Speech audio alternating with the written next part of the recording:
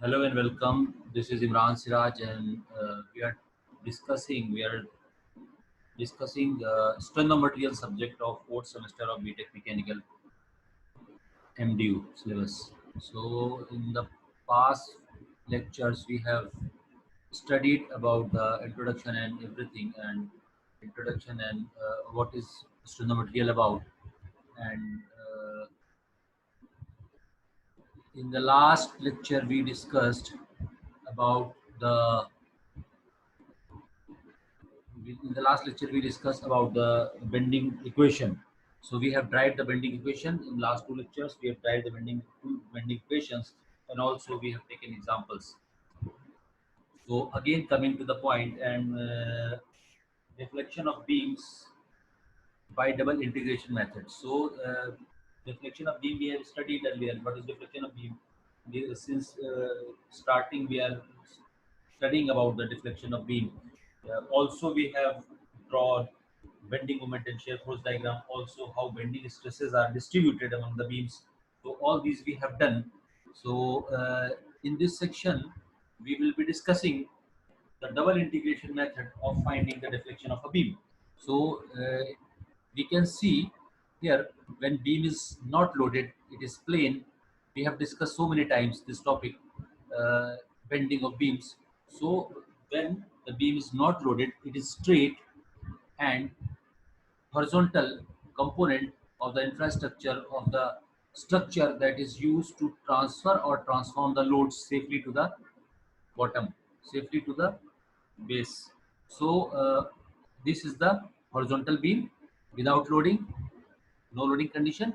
And we have uh, when we have this weight applied, point load applied at the center of the beam or any other place, the beam will start sagging. This condition is called sagging.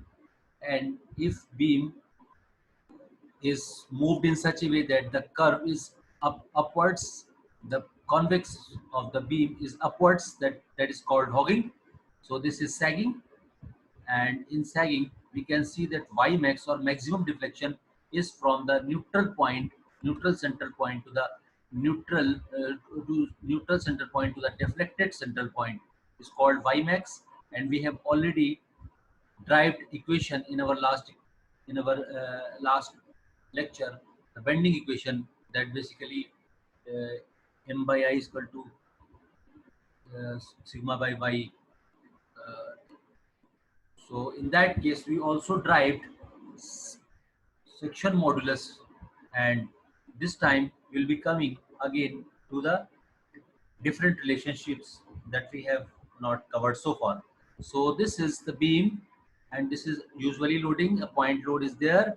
So because of this point loading, and these two have supports, this beam has two supports, and all these two supports and these two supports are very much useful. And these two supports are uh, taking the load on applied on the beam. So this way, the load applied on the beam is safely transferred to the base. So we have deflection, and the beam start deflecting at the point of reaction or at the point of support, and this is maximum at the center because these two are supports. These supports have minimum deflection or zero deflection, and the deflection start from zero to maximum at the center, and it comes again to zero because on both the sides we have support. So now in this section what we have to do, we have to drive a relationship between slope, deflection and radius of curvature. This is what we have to do right now, because we have earlier drive bending equation, and this we are taking to further to drive a relationship between slope, deflection and radius of curvature. So slope, we don't know, we have not discussed slope yet. Deflection we have already discussed, and radius of curvature is also we have discussed. And in the bending stress bending equation, we have already discussed these two topics in detail. So right now we are coming to the bending slope between relationship between slope, deflection, and radius of curvature. So first, as we know, we have uh, ds, length of beam AB, then C is the center of arc onto which the beam has been bent, then alpha is equal to angle with the tangent. So this is we have shown on xy axis, xy system. So this we can say we have this ds is the length of beam, AB is the length of beam and denoted by ds, and basically ds is the small strip that we have taken for the purpose of simplification and is simplification, because this is the strip that we consider for finding the deflection on the whole beam. Once we define the condition of the small strip, then what we do, we integrate from the bottom up till the top, and this way we find the parameters for all the beam. So AB is the beam and DS is the length of a strip that we have considering, that we are considering and we have to consider. Then dx and dy are the elements, or the x and y, delta x and delta y along x-axis and along y-axis. Then ds will be subtending an angle of d alpha. D alpha is also very small, d alpha, and the two ends A and B are subtending an angle alpha plus d alpha and alpha. B is subtending alpha plus d alpha, whereas A is subtending alpha angle on the x-axis. So this way we can see that this is the distribution that we have to consider for finding the slope, deflection, and radius of curvature. So these are the assumptions that we have made. ds is the length of the beam, c is the center of the arc, alpha, c is the center of arc, at which the two radiuses, radius of curvature meet, BC and B, line B and line A meet. This is called radius of curvature, and CA, by virtue CA will be equal to CB, or BC and AC will be equal. So C is the center of arc and alpha is the angle, alpha plus d alpha is angle which the tangent at B makes with x-axis. So this is the these are two tangents that are dropped on the x-axis, and this way we can find alpha plus d alpha. So now we know angle ACB d alpha, ds is equal to r d alpha. Since the virtue, by virtue, angle is equal to arc upon radius. So uh, arc upon radius. So arc equals alpha, arc equals angle into radius. So this is angle into radius. So this way we have found r. R is ds by d alpha, and substituting the value ds as dx, because ds and dx will be almost similar, because d alpha is very small. When d alpha is very small, the length of the hypotenuse will become equal to length of perpendicular. So this we can say r equals ds by d alpha, dx by d alpha. So this we find 1 upon r is equal to d alpha by dx. If the coordinates of point A are x and y, then next is we find tan alpha. Tan alpha is again dy by dx, and dy by dx, when alpha is very small, it can be concluded that alpha is equal to tan alpha. It can be assumed that alpha is equal to tan alpha since the angle is very small. So this way dy by dx will be equal to alpha, and we can say by differentiating this angle alpha with respect to x, what we do, we get d alpha by dx equals d2y by dx square, d2y by dx square, because we are integrating both equation, we are differentiating both sides with respect to x. So we will be finding d alpha by dx equal to d2y by dx square. This way we have found d alpha by dx. So d alpha by dx is nothing but inverse of the radius. We can see d alpha by dx. This is the d alpha by dx. So again differentiating this, we get d alpha by dx, and we have substituted the value from the equation number 1, d alpha by dx is equal to 1 by r. So this way r equals 1 by r equals d2y by dx square. So we have got now the reciprocal of the r, and we know M by I is equal to E by R. This is the bending equation that we have earlier derived. Now substituting the value of 1 by R from the this equation from this above equation, equation number 2. So substituting this value d into 1 by e by r. So 1 by r will replace d2y by dx square. So this way we have got m equals ei d2y by dx square. This is very important equation, and the above equation based only on bending effect of shear being very small is neglected. So this is purely on bending condition. The above equation is based only on bending condition. M equals ei d2i by dx square. The shear force is neglected or shear force is not considered. So the standard condition for this bending moment equation is that shear force is not taken into consideration. This is pure bending equation. So M equals ei d2i by dx square. This is the basic concept that we have to keep in mind, and we will be driving more results on this basis, on the basis of this equation. Now come to next, sign convention. Sign convention are very simple and very basic that we have earlier studied. When x is positive, this is rightwards, y negative, downwards, y upwards, positive, bending moment negative when hogging, again bending moment positive when sagging, and slope is negative when rotation. This is the new thing that we are going to discuss. Slope is negative when rotation is clockwise. That means from here to here, from from top to bottom or from right to left we are going. So this way if you are going, the slope is negative, or if we are going anti-clockwise, this way the slope will be positive, like uh, rotational line, and that line rotates around in xy system, and we get positive axis, positive angles. So this is the same sign convention, anti-clockwise positive and clockwise negative.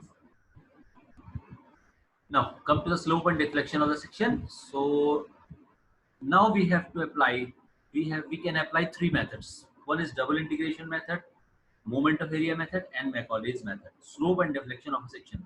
In order to find the slope and deflection of a section with the help of these bending equations that we have earlier studied, m by m equals ci d2i by dx square, and again bending equation that we have earlier studied, m by I is equal to e by y.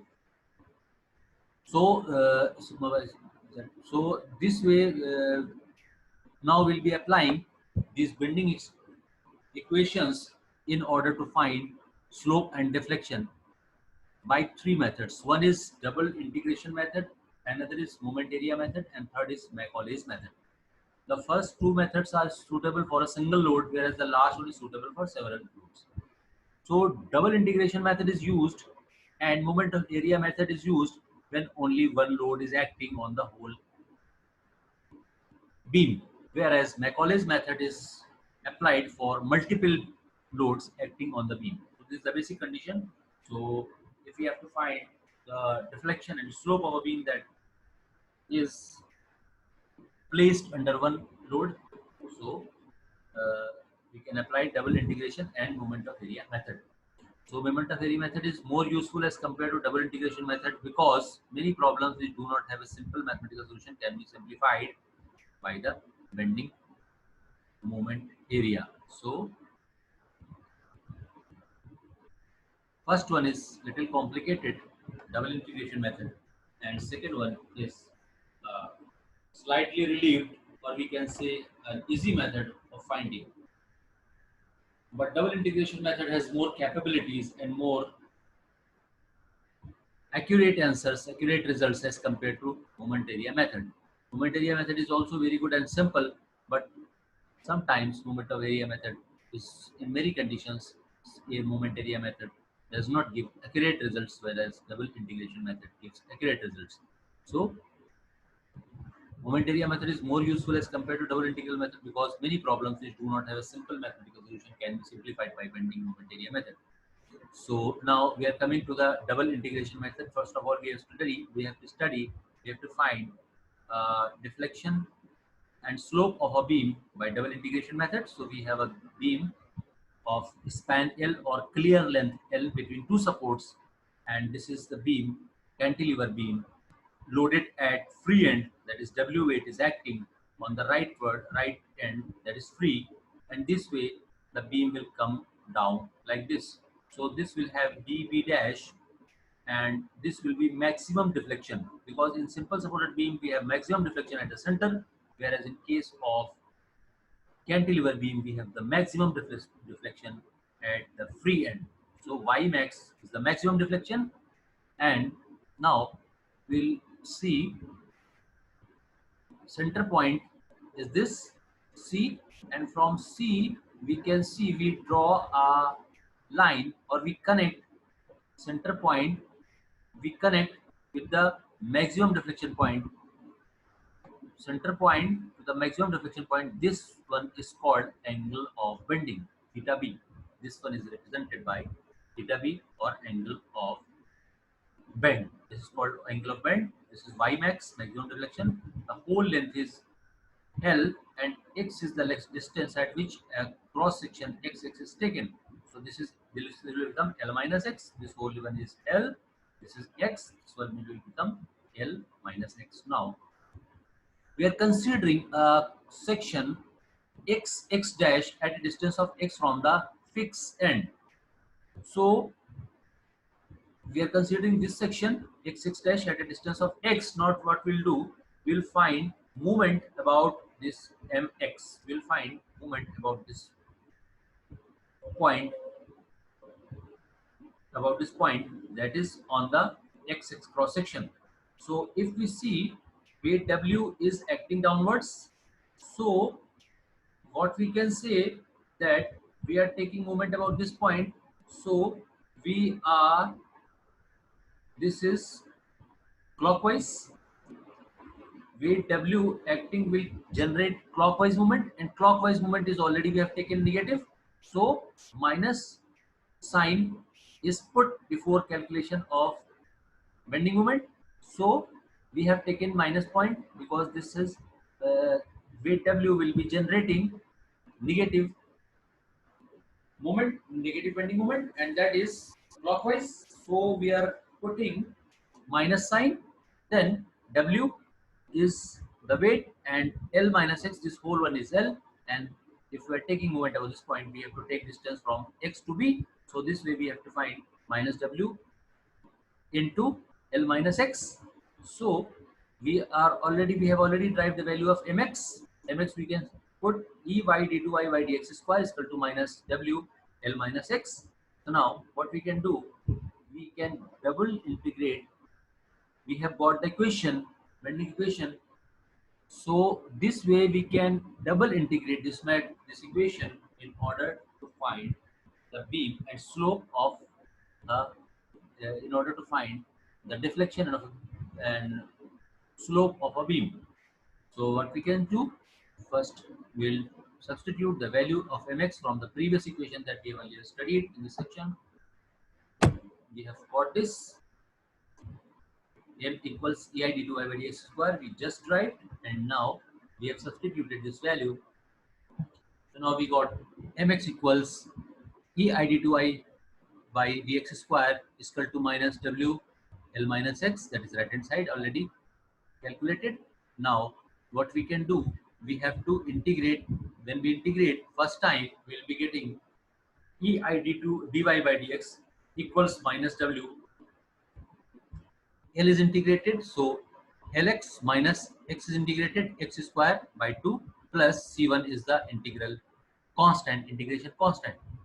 So the value of c1 will be defined by the conditions given in the loading, conditions given in the beam. So what we can see, c1 is equal to constant of integration at a fixed end, x is equal to 0 and dy by dx is equal to 0. So if you see, we have a cross sectional area xx at a distance of x from the right hand side, from the left hand side, and if we come to this point, that if you are defining the moment not about this but about this point, this will become x will become 0, because this will be decreasing. X is this point, and this will be decreasing at this point, it will become 0. So this way we can see that x will be 0 and hence dy by dx is equal to 0. So what we can conclude that C1 will be 0. C1 will be 0 when x is equal to 0. So this way we have calculated the value of C1, that is integration constant. Now substituting this value in C1 in the first equation, we got EI dy by dx is equal to minus W Lx plus x square by 2. Now again we integrate. When again we are integrating, we will find EL equals minus W Lx square by 2 minus x cube by 6. Also, this is called slope equation. Upon first integration, we get slope equation, and the slope equation is for this slope theta b from the center point to the maximum deflection point is called slope equation, and this is given by ei dy by dx equals minus w lx minus x square by 2. So this is the slope equation. Now for finding the value, you can see dy by dx can be replaced by theta b because theta b is slope at b point. So this way we substitute the value of dy by dx in terms of theta b equals dy by dx. So el into theta b equals minus w lx minus x square by 2. So putting the value x is equal to L when we are taking the moment about extreme right point, that is x equal to L, that means this point will keep on moving, keep on moving, keep on moving until this point. So this will have L will be x will be equal to L, and at this point x will become 0. So at the end B x is equal to L. So if we conclude slope at point at B, so we'll be substituting L into L minus L square by 2, substituting the value of L in place of x. So we'll be getting this equation, and this equation is known as bending equation. This equation is known as slope equation, and slope equation E L dy by dx is equal to minus W ei by dx ei dy by dx is equal to minus W Lx minus x square by 2. So this way we have got is equal to dy by dx equals minus W L square by 2 ei. So now we have got the angle or slope of deflection of the midpoint of the beam. Now we have got this theta b equals minus W L square by twice ei.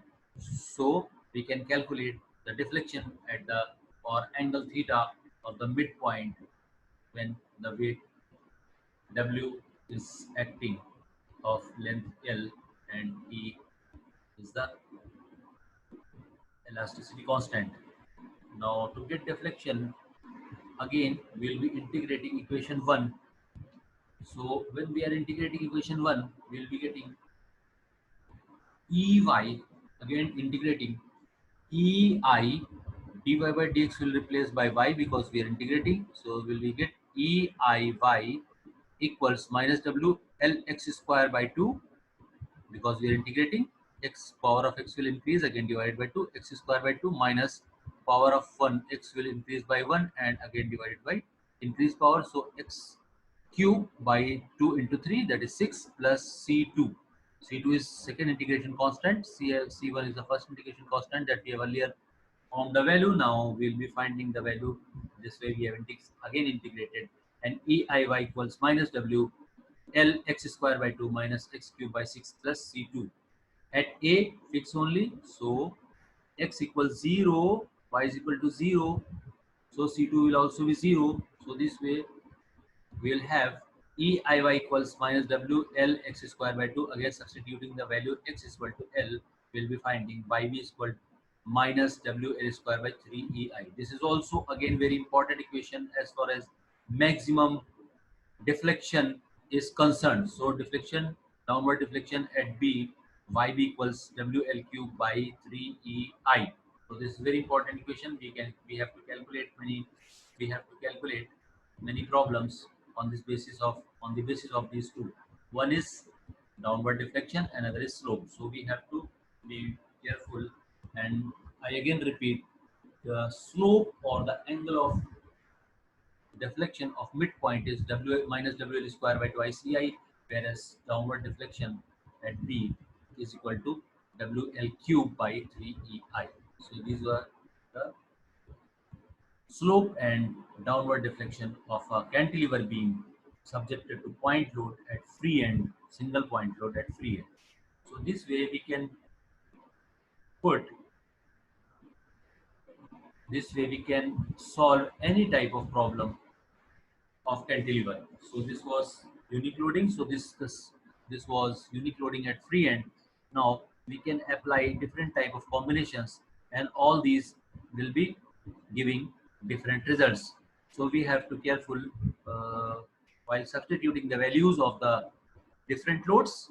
So we have already discussed how to substitute the uniformly distributed load and uniformly varying load in place of point load. So we have discussed one case, point load, and we will be substituting the values of point loads, the values of uniformly distributed load and uniformly varying load in converting in point loads, and then we will be solving the problem.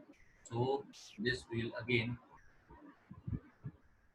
substitute the value of cantilever length L carrying a concentrated load W at a distance A from the fixed end. Earlier we have taken the problem in which weight W was placed at the free end. Now they have placed the weight W at a distance of A. So this way we have got mx is equal to minus, same procedure is to be applied, and this will give different result. So you should try yourself, because this is very simple process and simple procedure. So this way we will be getting theta b as minus w a square by twice ei, where a is the distance from left hand side, and yc maximum deflection will be found as wa cube by 3 ei. This was same as in the free end, because at that place we have found that L is placed maximum deflection at the free end. So this was WL square by twice EI, and minus 3 minus WL square by twice EI minus WL cube by 3 I 6 EI. Now this is the case where we have found WA cube by 3 EI. So this is downward deflection at C for the center point. So this was about the bending moment. This was about the slope and deflection of a cantilever beam. You can solve all the uh, point load in combination, point load and uniformly distributed and uniformly varying load in combination with cantilever and simple supported beams. The exercise to be done by you, and we'll be taking examples in our next lecture. So for the time being, I sign you off. And if you have any problem, you may get in touch with me on my phone number 9069360400. So I'm signing off. Okay, bye.